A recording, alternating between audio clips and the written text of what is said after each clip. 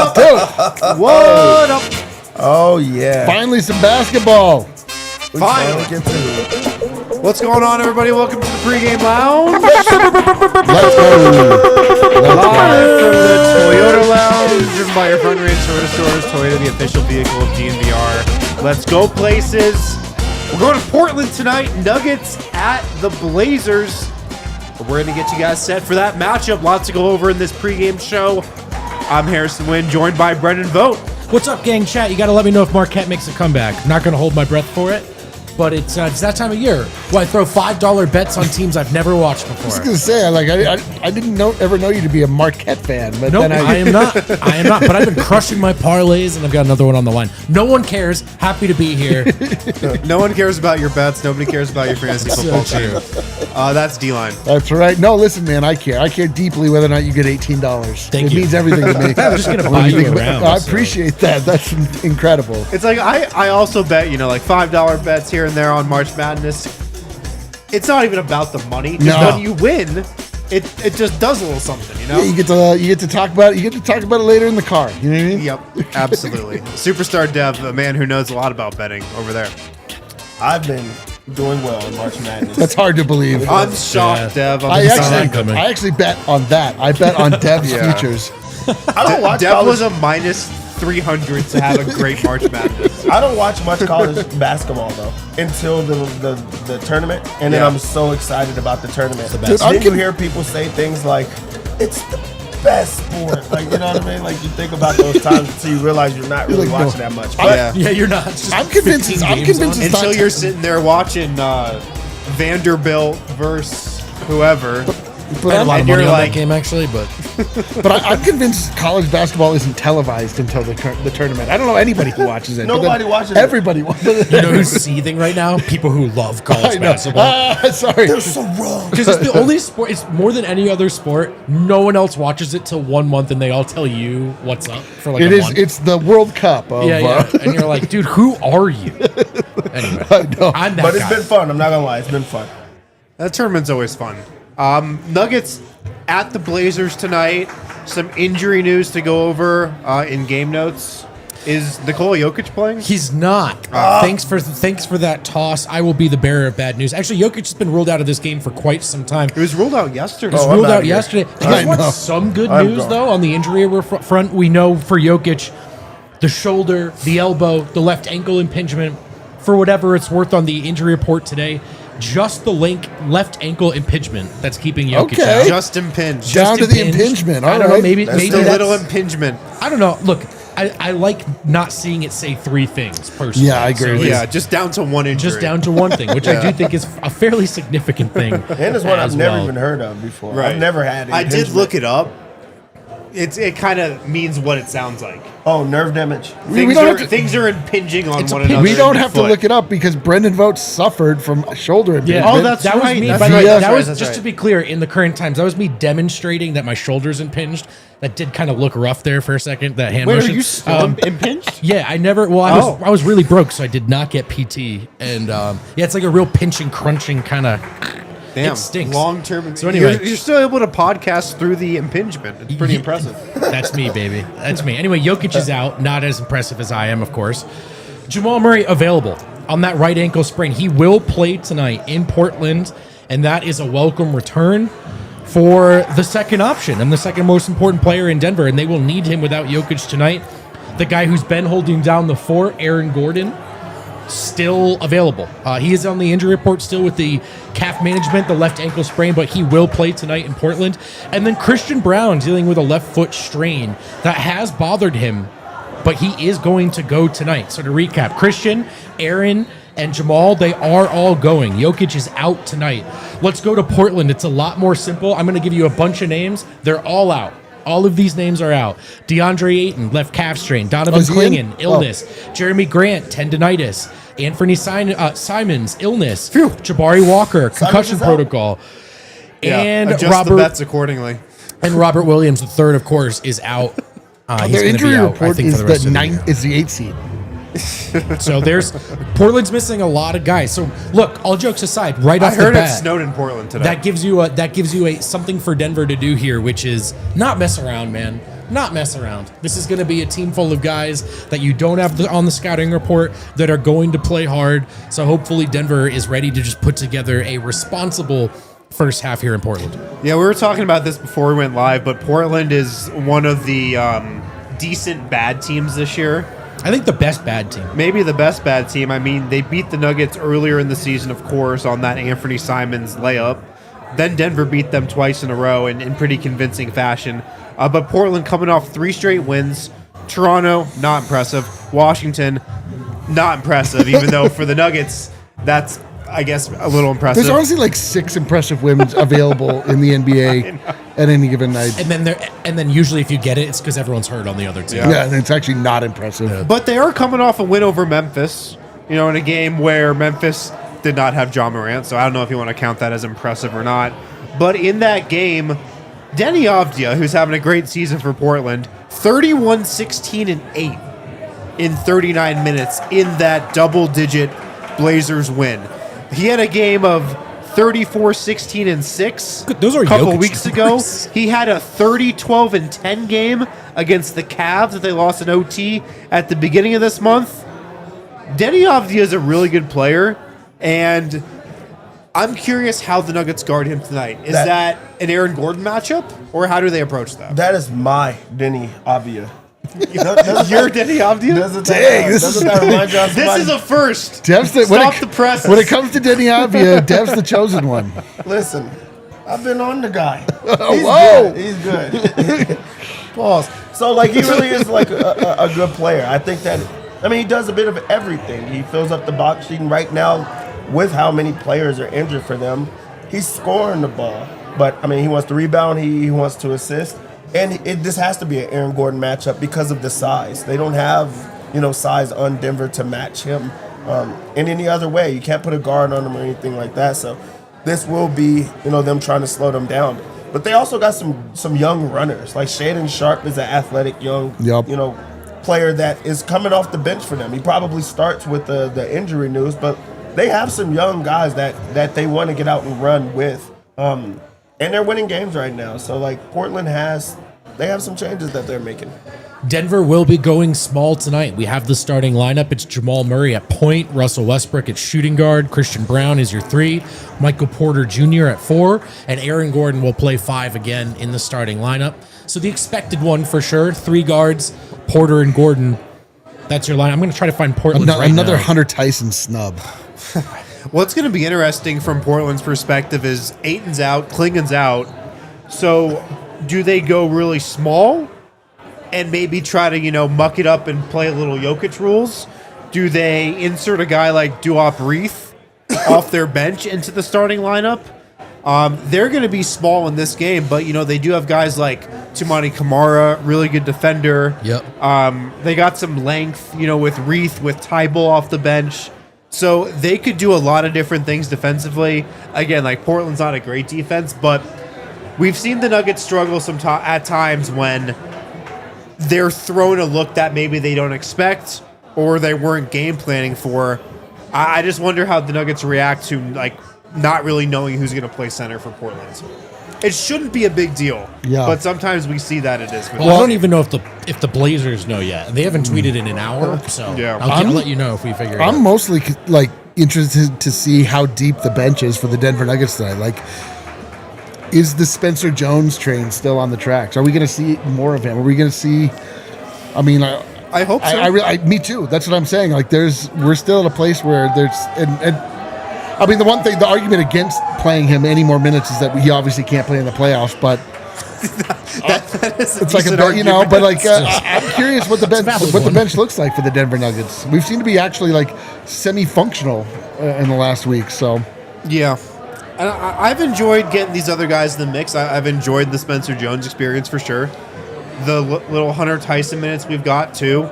Again, Peyton Watson is a guy who's probably going to be in the spotlight tonight too. Who do you have your eye on tonight, Vogt? Or what do you have your eye on tonight? That's a really good question. I am going to. He's Thank you parlays. very much. His Yeah, parlays is the answer. Thank you so much for asking.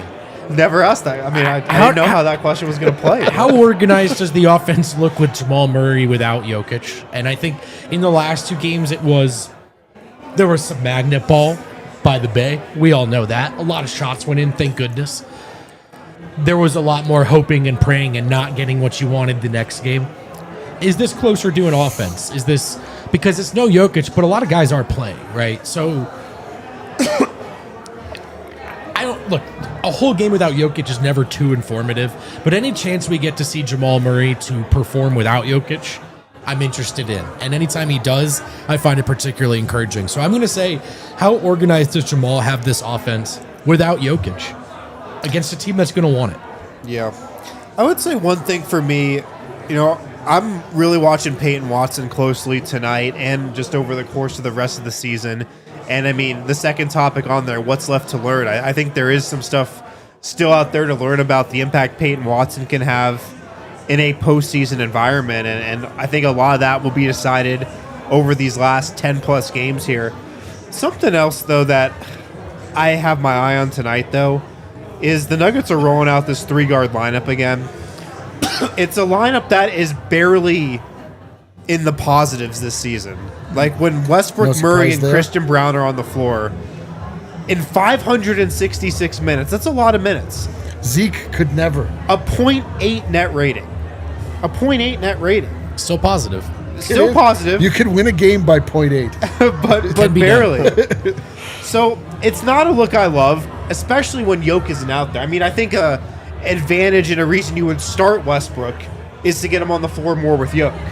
When Jokic isn't out there, I don't really think that holds up as much. I would like it to be Zeke. Maybe it factors in with Portland playing a little smaller. I don't know. They're a +2 in those 566 minutes. +2 overall. So it is in the positives, but barely. You would think it's probably a little higher considering Jokic's on the floor for most of those minutes this season. I'll just stay for the record. I don't like the 3-guard lineup. I just don't. With it, I just hope that in a game like this, they use it for what it's intended for, and that's to put the ball in Russell Westbrook's hand and have Jamal play shooting guard. Yeah, play off the ball, be able to generate looks from the shooting guard spot. But it's just to alleviate pressure on Jamal because that's what a lot of teams are going to do, especially in the playoffs. So you should get some reps with that. They haven't been doing that, and it's clashing in styles.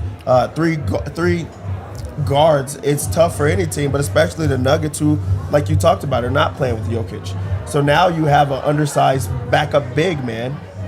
So you're undersized all over the court, and that just doesn't bode well. I do think you could get away with it on a team like Portland, but you're not going to be able to do that against these other teams. And we've seen it done against a Minnesota. We've seen it done against a Knicks or a team like that. There's just you can't do it. So I do think that it should have a reason. It should have a reason that you're going for it, and you have to go through that reason regardless of who's out there. Yep. 12 games left in the season. I mean, is there anything else that you think we can learn about this team before the playoffs? The most important and only things that we still need some closure and some understanding on is Peyton Watson's role with the Denver Nuggets. I think he is clearly the biggest kind of X factor and question mark. We've pointed to him this entire season. How does he fit in? Does he help the bench? Can he play without Jokic? Does it bring some defensive intensity in places where the Nuggets have sorely needed it? It's to say that there's 12 games left and we still have not had our full squad together makes me a little bit nervous. That's a much fewer number of games than I really realized. But it really comes down to what the bench looks like without Jokic. I mean, that's just the question of the day, question of the year, question of Jokic's career. Can the bench be functional when he is not on the floor? And so for some reason, I mean, in some ways, it's actually good that he's not playing. My God, Brendan Vogt is. Please go to bed. Don't do it. You just have to. He's not. It's like it is. Still All I did did is open it, man. It's Now it's insane. now it's making noises. What is going? the whole thing too. Vogt cracked It's a the Miller most Lite. foam. It's the most foam I've ever It's seen like come Kale from was shaking that can for 10 minutes before he gave it to Vogt. Holy cow! fridge that we have these in is just too cold and they're all Wow. Okay, well that was incredible Put it in to the watch. water and it got even worse. An explosive device, brother. Thank you, Kale. Yeah, you could not bring that on a plane. Oh my Yeah, God. good times. Anyway, so we just have to see what the hell the Denver Nuggets are without Nikola Jokic on the floor, and they can still prove that out today. So there's at least something to learn here. Yeah. I don't know if you guys saw, but the Boston Celtics sold Oh, I saw it. for $6.1 billion to a guy nobody has ever heard of, Bill Chisholm. Not a guy. Bill Chisholm. Not related to Henry, is he? Thank you so much, A Kale. rich man. Yeah. But I mean, this isn't like the guy that everybody thought, or one of the guys everybody thought they were going to sell the team to. It seems like they just went to the highest bidder. $6.1 billion, the most an NBA team's ever sold for. What's your reaction to this, Vogt? Well, I think it's really interesting, man, because the Celtics have a really expensive roster. And Yeah. you're looking at this second apron new CBA. They're the one team that seemed to have said, well, besides Phoenix, but they shouldn't have. They're the one team that seems to have said, we're not worried about it. Everyone gets extension. Great team. Everyone stick around. And then the team is sold. So this is a new owner inheriting something that, of course, has a ton of value, but in the meantime will be pretty expensive. And he does not own the arena as well, by the way, which is worth noting. yeah, the Celtics don't own the arena, yeah. And so he does it now. He did not buy the arena. He bought the Celtics. So right off the bat, it puts the Celtics possibly moving on the table down the line. But Wait, what? But also The Celtics moving? not out of the city of Boston. Oh, okay. I mean out of the garden, Oh, okay. the fake garden. Okay. That But even seems insane. but arena doesn't come with the same. Yeah. that's what I'm getting you're at. saying, They yeah. don't own the anyway. That's a long-term thing. That's me more on just trying to get devious, and Yes. hopeful. But let's say the Celtics don't go back to back, which is hard to do. I think they're better suited to do it than Denver did, but it's really hard to do. Does the new owner come in and go, hang on a second, we're paying Derek White how much? Yeah. So I'm not even trying to, obviously I'm a Celtics hater, so this is my angle on it. But I do think anytime a team is sold, like you really do have to be wary. How is the new owner going to handle this?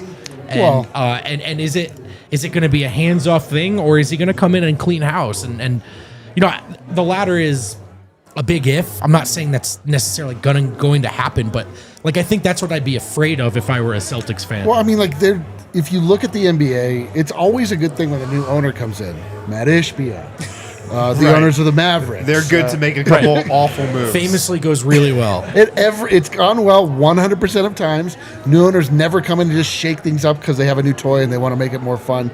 The state that the Suns are in currently is arguably worse than the Mavericks. Every new owner that's come in the last 2 years has absolutely decimated the team that they come in and buy. Yeah. I know Vogt would hate to see that happen with his beloved Celtics. I'm hoping course, it doesn't yeah. happen for you, buddy.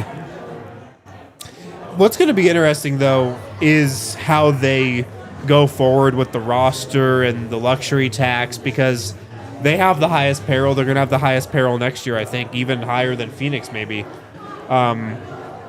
Kristaps Porzingis and Drew Holiday on the team next year? I have a hard time seeing that. Because that's just the realities that you're faced with as an owner trying to run a business. What was interesting, though, was the guy everybody thought was going to buy the team, this guy Steve Pagluka, who was the second in command currently under the old ownership. Everybody thought he was going to get the team. He didn't, I think, because they just sold to the highest bidder. And then he had this really interesting quote Steve Pagluka did where he was like, we made a fully guaranteed financed offer at a record price. His quote almost made it sound like this guy that bought the team doesn't have as much money as everybody thinks. Look, anytime you buy a team for billions, you're a big fish. But NBA ownership, this is the biggest pond that there is. And I will say, like, you'd be surprised the levels of like Steve Ballmer has money to blow, right? Like, he didn't just buy the team; he bought the team, and now he's trying to set a world record with toilets, right? Like, he's got enough money to literally flush it down the toilet. Yeah, dude, he's got a lot. I don't know if this is that. I don't know a ton here, but it does. First of all, my For You page thinks I'm a Celtics fan, so I got all of their instant reaction. That's what they're worried about. They are worried about, like, is this guy? It's one thing to buy the Celtics. Can he compete then? And particularly with regards to the roster, which is expensive. So obviously, for me, this is wishful thinking. For Celtics fans, this is fearful thinking. It's hateful thinking on your part. Hateful thinking. But when ownership changes hands, I do think these questions are on the mind. Of course. I mean, $6.1 truly. billion, the most a sports franchise has ever sold for. It's quite a lot. The next sports franchise it sells will be the most it's ever sold. I mean, there's I mean, no It's limit. Boston. It's Boston. But there's no limit to the amount that NFL and NBA have also been in like two different spheres almost. Oh, yes. Like, this sold for more than any NFL franchise. Yeah, but then And NFL franchises are just inherently more valuable. right, and it's the Tampa Bay Buccaneers will sell a little bit. It's just it's a little something I like to call inflation. I'll explain it to you the later. Celtics are pretty valuable. They're one of like the 10. No, totally. They're the second most marquee franchise in the NBA. We don't Yeah, have for the sure. time for you to explain it now. Okay, well, I am wearing my glasses tonight. What I'll tell you is that Tariffs never mind. and You're doing then too the much. price of the eggs go up, and then you can only buy one steak at a time. That's what I happens. guess you do understand it. Okay. Okay. With that, our prime picks are presented by Bet365. Download the Bet365 app. Use code DNVR365. Deposit $10. Place bet for $5 to get $150 in bonus bets. Must be 21 plus. Physically located in Colorado. Please gamble responsibly. If you or somebody knows a gambling problem and wants help, call or text 1-800-GAMBLER. All right, Dev. What do we got tonight? We got some money to make. That's what we do have. And I like tonight. It's a good thing to be us. The Nuggets come into this game as 2-point favorites. This was a line that started at +1. They were underdogs in this game. They did not know who was going to be available earlier in the day. So I got them at +1. But you guys are going to be able to get them at -2. And guess what? I'm on it. I like the -2. I think the Nuggets are going to win this game. I need this. We all need this. Like, we're gonna be here at the watch along, talking about it, rooting for it, looking at our bets cash, and -2 is gonna cash. I like it. I also really, really like the over in this game. I almost made this a leg. Over 226.5. There's a lot of buckets to be made. This is one of the lower totals on two teams that really don't care about defending. So I really like this game to go over. I like for people to look comfortable in this game and for shots to be made. So give me the over 226. For Portland, this was an Anthony Simons bet. It is now switched. It is a Shaedon Sharp bet. All right. Whoa. Bet is over on points. He's going to get it. Whatever it's at, just put it in. He scores. He's a scorer. Denny Advia, my Denny Advia. Whoa. Your guy. My guy. Even with the Wizards. I like this guy. You've been on him for a I've while. been on him. I like the over 14.5 rebounds and assists. He's a stat stuffer. He's coming off of a game that Harrison bragged about. 31, 16, and 8. He's a bucket. He's a killer. I like him. I think he's going to have a good game. For the Nuggets side of thing, the last game doesn't count for the Nuggets props, so we're starting fresh. You know what fresh means? Our guys are going to do exactly what they're supposed to do. Okay. I'm stubborn, so I'm back to the well. Michael Porter Jr. over. Oh. 2.5 3-pointers. It's got to happen Fire eventually. it up, Kale. It's got to happen eventually. It's got to happen. And he's getting the attempts. He has to make some shots. This is a great opportunity for him to make some shots. I love how we're just telling Kale to fire everything up lately. He's like, wait, do we have a graphic for that? He doesn't know. Just when in doubt, fire it up. I just love when random people tell him to fire it up. I think that's the best part. And really, I think that he's always alert because he thinks that he missed something when you ask him to fire it up. For Michael Porter Jr., let's also go with the rebounds. It's at 7.5. And you know why we're going this? Why? Because duh. Okay. Duh. Yeah, duh. How could you forget? Yeah, duh. Duh. Come on, man. Jamal Murray over 5.5 assists. Yeah, because duh. Welcome back, and he's back like he's new to the mix. And when you're new to the mix, you can't just get in there and just fire up shots. You can't just be the one firing it up, Jamal. We'll see about that. You got to get some assists. You got to get back in the mix. You have to ease it up. I think this is going to be a game that he gets others involved. Also, they need to start making shots from deep. Point guard sets up guys. Him and Russell Westbrook should be carving up and getting those assists. So I like Jamal over 5.5 assists. I like Christian Brown over 14.5 points. I really like this bet. It's my second leg. I think that it's just that the Portland is just young. He can bully those guys. He can get downhill and try to score. There's going to be a little bit of space of like letting him shoot the three ball. He has to knock a couple of them down. 14.5 is too low for him. I like it. To stick with that, I think he grabbed some boards. Also like how he's been passing the ball lately. You could do his points, rebounds, and assists. I like the points plus rebounds. I think he could get 20 regular points. So, I mean, you might as well get the combination of rebounds for the insurance purposes. So I like it. I like Westbrook to keep filling it up the way that he has. I like over 14.5 rebounds plus assists for him. It's a young Portland team. He's spry. He's going to be playing hard. He's going to be able to take advantage of this. I think we have a big Westbrook game, but it's the rebounds and assists that I'm going to be on. Our defensive bet is Christian Brown over 1.5 stocks. He can just get this in steals alone, and I think he's going to get it in steals alone. So give me Christian Brown with the stocks. And for our lock, the lock is Aaron Gordon, a beast. Whoa. He's playing exceptionally well right now. Over 29.5 points, rebounds, and assists. He's getting a little bit of everything. He's been scoring a lot lately. He's been shooting that thing, man. He's been shooting it, spacing the floor, but he's been physical, and they don't have the bodies to bang with him down low. So I think that this is a game that he fills it up. I like it. I think he's going to be able to get it. God damn.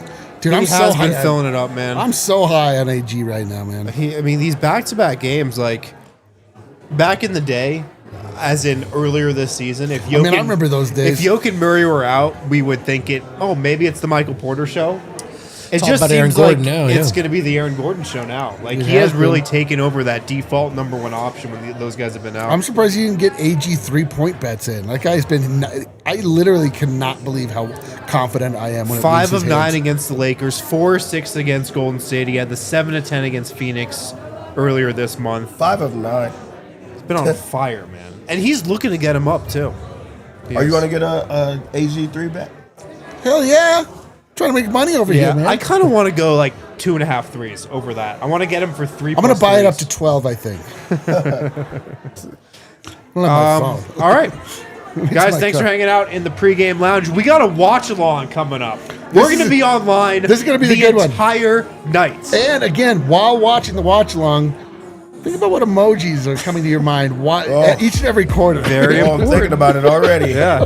And just keep in mind, like, you really could be the one that Yeah. decides. Yeah. You could. Your Yep. vote counts. Your vote counts. It Well, does. matters. to be fair, I mean, it is a bit of an oligarchy over here, and then I'm just Yeah, bought my way to oligarchy, the top. democracy, What's you the know, difference? But whatever. Zev was the one that suggested the raccoon last time. We were just eating trash over and Right. over that entire game. Some would say he's part of the oligarchy. Oh, that's true. A couple of billionaire bros hanging out here on the couch. All right, we'll see you guys in the watch along. Link is on our YouTube channel.